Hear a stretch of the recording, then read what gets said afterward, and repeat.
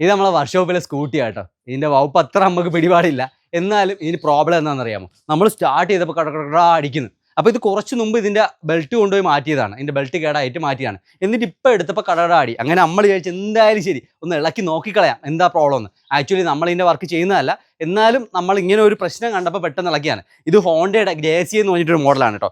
ഇത് ഇളക്കിയപ്പോൾ ദാ നോക്കി, ഇത് കണ്ടോ, ഇത് ഇതിന്റെ ഓട്ടോമാറ്റിക് ഗിയർ ഷിഫ്റ്റ് ചെയ്യുന്ന എഞ്ചിൻ സൈഡിൽ വരുന്ന ഒരു പുള്ളി സൈഡാണ് കേട്ടോ. ഇതിനകത്ത് ഒരു റോളർ വരുന്നുണ്ട്. ഇതാണ് പോർഷൻ.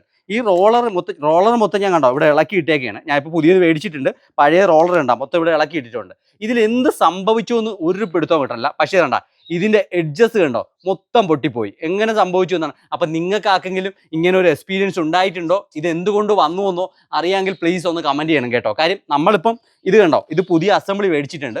ഇത് മാറ്റാനുള്ള തീരുമാനത്തിനാണ്. പക്ഷെ എന്നിരുന്നാലും ഇത് എന്തുകൊണ്ട് ഇങ്ങനെ പൊട്ടിയെന്നുള്ളതിനുള്ള ഒരു ചോദ്യത്തിനുള്ള ഉത്തരം നമുക്ക് കിട്ടുന്നില്ല. അപ്പം നിങ്ങൾക്ക് ആർക്കെങ്കിലും അറിയാമെങ്കിൽ അപ്പോൾ സപ്പോർട്ട് ചെയ്യണം, പറയണം കേട്ടോ ഇത് എന്തുകൊണ്ട് സംഭവിച്ചു എന്ന്. എന്തായാലും നമ്മളിത് മാറ്റിയിട്ട് സ്റ്റാർട്ട് ചെയ്ത് നോക്കാൻ പോവുകയാണ്. എനിക്കൊന്നും മാറ്റിയിട്ട് കഴിഞ്ഞാൽ ശരിയാവും തോന്നുന്നു. എന്നാലും ദാ നോക്കൂ, ഇതിൻ്റെ ഈ ഒരു പോർഷൻ എന്തെങ്കിലും കംപ്ലൈൻറ്റ് ഉണ്ടോ എന്നുള്ളതിനെ കുറിച്ച് ഒരു വ്യക്തമായ ധാരണയില്ല. കാര്യം നമുക്ക് ഇതിൽ അത്ര എക്സ്പീരിയൻസ് ഇല്ല, നമ്മളിത് ചെയ്യുന്നില്ല. അപ്പം നിങ്ങൾക്ക് ആർക്കെങ്കിലും ഇങ്ങനെ ഒരു പ്രശ്നം കിട്ടിയിട്ടുണ്ടെങ്കിലും അതെന്തുകൊണ്ടാണെന്ന് അറിയാമെങ്കിലും വേറെ എന്തെങ്കിലും പാർട്ട് ഇത് കൂടാതെ മാറ്റണമെങ്കിൽ ഇതിൻ്റെ കൂടെ തന്നെ മാറ്റിയാലേ ഇത് ശരിയാവുന്നുണ്ട് തോന്നണുണ്ടെങ്കിൽ പ്ലീസ് പറയണം കേട്ടോ എന്താണെന്നുള്ളത് കേട്ടോ. അപ്പോൾ anyway thanks for watching. Thank you very much.